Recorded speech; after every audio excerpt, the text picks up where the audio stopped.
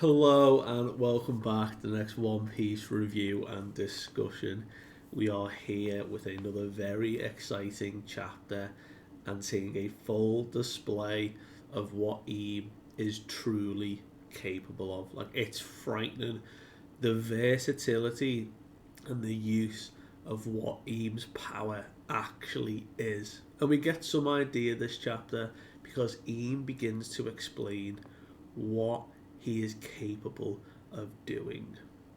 So, without further ado, chapter 1181, A God and a Devil.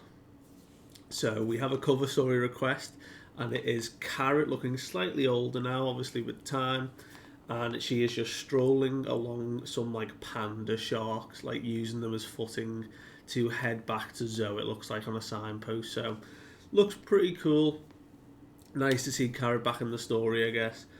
But we have Elbaf to talk about. So, last we had left off, we had the full, beautiful display of what Eam looked like. We had an even closer look last chapter, and we got to see all the cool designs, the patterns, the tattoos that Eam's got on display. There's like three skulls, and his like devil tail like wraps around. He's always coated in black flame, and there was little resistance that anyone could give this man because he is the current king of the world. The power, the devil fruit that Eam is in possession of cannot be fought against at this point because we saw he witnessed Summer being captured or being held prisoner by Gerd, and there was no like jump transition. He just appeared and had already cut through Gerd's finger and thumb. Completely just cut through her hands, no issue whatsoever to free Summer. And then when Hyruden tried to jump in, Stanzen kicked him out the way and he just cut Stanzen's leg off. Like, this man is brutal and he is not holding back. People are losing limbs. Everyone is getting taken out. Zoro even tried to attack him, gets blown back. We see then Hyrule finally gets really pissed, gets a fireball to the face. He deals with everyone immediately, and then with the same ability of this omen, he blesses Summer, and Summer reinvigorates, gets all his power back, gets the black ring around his head like a halo. And Ian gives him an instruction. He's like, we've got to be quick, like, make haste, you know what you got to do. And they both go in separate directions. Now, this whole chapter is Eam like bolstering and rallying his forces again, because you've got he frees Summer, and then as he now summons Black Wings and flies and sees Gunko trapped in the ice, he burns the ice away, definitely gives Gunko an omen, and then gets to the school where Killingham was being held hostage, frees Killingham, gives him an omen, deals with everyone else, kicks Sanji in the head, sends him flying, has a one-on-one standoff with Loki, who is one of the probably only two people who can try and go toe-to-toe with Ian right now. Now, interestingly enough, I think the only focus for the moment will be what Eam is doing and how everyone combats this. But it's what are the Holy Knights up to? What's their mission now? Are they still following the plan of going to kidnap some of the kids or get some hostages and bring them back to Marie-Joie as leverage? Or is there something more? Has Ian given them another objective and that's where they've gone off to resolve? Are they trying to just destroy this island at this point with the power he's granted them? I don't think we'll get an answer for a couple chapters, but Eames holding his own because it's Eam. Everyone's trying to deal with him. But it is what are Gunko, Summer, and Killingham now doing? Where are they up to? How are they supporting Eames' objective here, because at this point I think Eames just keeping people busy. I think he's just demonstrating his power, flexing muscles that he's not done for years, and the others are off doing something important. But we see that he stands off against Loki, really cool panel, and that's where we pick back up from here, where they were discussing Harold. So between this conversation, there's interjections from Harold's backstory, where he declares, he was a failure, he was the worst king of Elbaf. He asked Loki that he must be the one to kill him because the only thing that mattered was Elbaf's future. So in that whole flashback sequence, really devastating stuff, Loki is saying Eam is the one to blame here. He manipulated his father. He only died when he was 144. Most giants reach like 300, so not even half his age, and he had to die way too soon because he was tricked, and he's the one responsible. And then Eam turns it around on him, and he's like, no, I suffered more inconvenience, so you're the one to blame. So they're now having a back and forth between who's really to blame for Harold's death.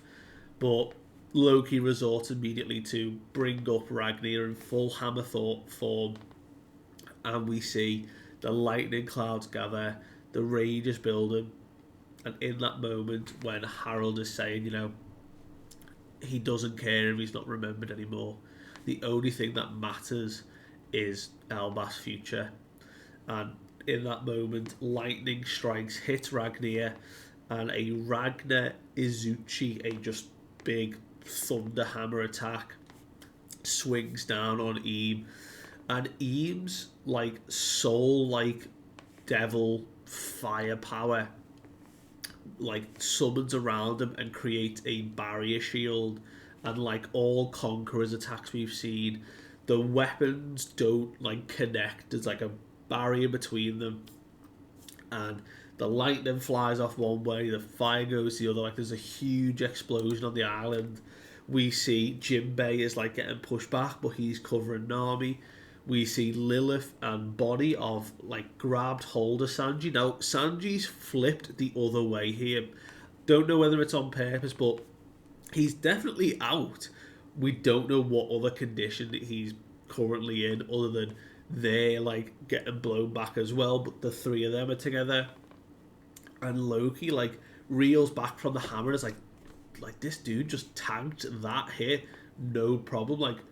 What is with these black flames? What is this power that you have? And we see Eam forms a hand symbol, and I've seen people discuss online, it's the mudra or hand sigil stuff, and he builds up an omen, but this time he channels it through his own arm and gigantifies himself. So now Eam is to giant size, so what we could have already assumed Eam could do anyway. He was already big, he was on Kaido and Big Mom size. Now he's standing almost toe-to-toe, height-wise, with Loki. And Eam says that the Omen is simply his military might. So it is such a versatile power in what he can buff himself with, in what he can dole out, in what he can bestow upon people, in what he can use to destroy people. It is a power that dwells in all things. So something that is present in everything is what Eam can draw from and use. There is a big attack we see as Eam's weapon manipulates into a different form. So it's still the long pole arm, but the blade gets coated by this fire demon that is still spiraling around Eam, and it becomes a mace almost. It's this giant ball with spikes. The hammer clashes, the hammer gets blown back, and Eam jumps and spirals into the air. And Loki realizes he's reeling from the attack, so he can't ready himself in time before Eam manipulates his weapon again. It is no longer a spear or the halberd that he was using. he summons Nemesis. And the weapon transforms into like a knight broadsword. This giant blade, and just pierces through like the upper shoulder of Loki, like cut right through him, almost akin to like Law's attack on Big Mom, like straight pierce into the ground. It is absolutely devastating. Loki goes reeling, and Eames simply says, strength is an attribute that is just naturally craved. Everyone wants strength. And he says that craving can just be easily satisfied by corruption. And we saw that with the Domi Reversi technique. He granted that strength, that corruption, and they were imbued with that immortality. And he says to really, submit to their will, they then will form a covenant. And we see the brand on Harold's arm as a flashback, that contract that is formed with someone, or well, with Eve, is also another way to use it. And then he says their envy then drives them to ultimately achieve power. And he says those three things are what form the Trinity, the base of Eames' power here. So corruption, covenant, power, all those rolled together as a Trinity are known as dominion. So simply put, Eames' power is known as dominion. This idealized way of a covenant, the corruption and power are all bundled together to form his godly dominion here. And he's like, do you wish for the power of a god? Like, could you think about it? Like, how far beyond humanity you would go if you were granted this gift. And Loki swings the hammer down, like after taking a fireball to the face after getting back up from the sword attack. Absolutely crushes Eam, but obviously Eam's not under the hammer at this point. He's too quick. We see Loki is like, right, so God's dominion, that's what your power is. It sounds more like a deal with a devil. And Eam gives a fascinating comeback here. He says, is there a difference between a god and a devil? So in this world, in like the attributes of it, like what a god and a devil can do, is there a difference? When you line up what they each can do, it's just crazy what Eames' like idealized world is here. And Loki's like, right, it beats me, but I just know I'm not going to be dominated by anyone. He wants to be free as well, which lines up more with Loki joining, or at least allying with Luffy, if not joining the crew, because he himself wants to be free. Like, think about, like, we met him when he was chained up. Like, if that's not huge symbolism for, like, Loki wanting to break free of those chains that he's been in all his life to finally be free again.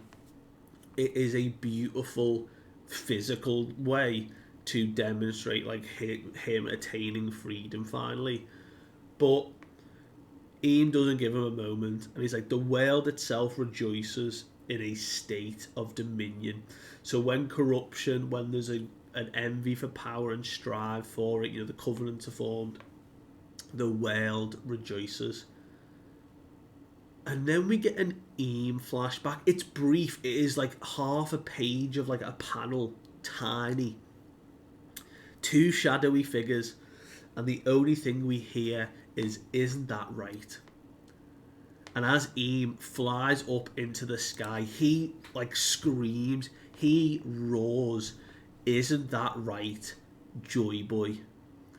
So Eam is clearly thinking about his power, explaining the idealized world in which dominion is over. And he hears that question, isn't that right? And then he himself exclaims it again and shouts for Joy Boy. So he is sending waves of Haki. And it's not that he's only like remembering Joy Boy here. He knows Luffy is literally inside the building, eating everything he physically can to get his strength back. And we see Luffy completely devouring all sorts of food he can because he's like, he needs more, he's got to eat. The power he's feeling is so heavy, it's suffocating. And he's like, this guy's haki is on another level, and if I don't eat everything I can, there's no way we're gonna win. So he's devouring food, while Loki is just holding him back. But this isn't just Eam, like, remembering Joy Boy. He's calling Luffy out here. He's trying to draw Luffy out and ask him that, like, isn't this right? Isn't this what you want, Joy Boy? Like, the world and Dominion. And it is so cool to see that we are going to get a moment where I think Loki's going to go, like, MIA or get incapacitated for a short while. And it's just going to be Luffy and Eam, like, one-on-one fighting. But also the dialogue that we're going to get is going to be, like, the first time we see Luffy realise, like, if he wants to be the king of the pirates, if he wants this, like, his dream of freedom, this is the guy he's got to beat. And it's going to be so crazy to see. But don't count Loki out just yet, because he gets in one big attack. Well, two. He annihilates Eam out of the sky with Ragnar, full swing, full power, and he's like, you're lost in thought here, screaming about Joy Boy, and that tells me that you underestimate me here. He sends him right back to the Adam Tree, like from the school, and he hits the Adam Tree. That's how far back he goes. And we see Eames like imprinted into the tree. Gets up, he looks fine. There's a little bit of blood trickle, no issue for Eam. But then the demonic looking dragon forms in the distance, that giant Nidhogger dragon. And we see the lightning breath attack of Thorheim begin to build and fire at Eam. And as it blasts into the tree, Eam is there just kind of like wiping himself down. And he smiles. And the chapter ends with not only Eam smiling for the first time ever we've seen, but he says, wow, thou has really returned. And the chapter ends there.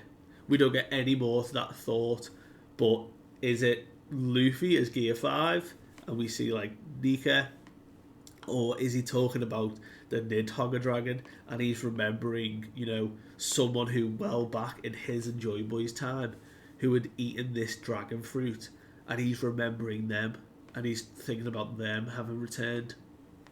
Certainly an actual crazy chapter this time around, but the power explanation of Eam makes so much sense in terms of what he's capable of doing, the way he can distribute and like use his power offensively, defensively, grab people power, annihilate people on the spot. It is seriously going to cause a lot of issues, and pretty much Gear 5th is the only thing capable of really putting up a fight against it. Loki's doing work here, and it's because Loki's just the world's strongest creature. He is a man unto himself. But I would guarantee that not many other characters in this world are going to be able to go toe to toe with Eam. Like, very few. So, can't wait to see what we see next week. But thank you so much for watching.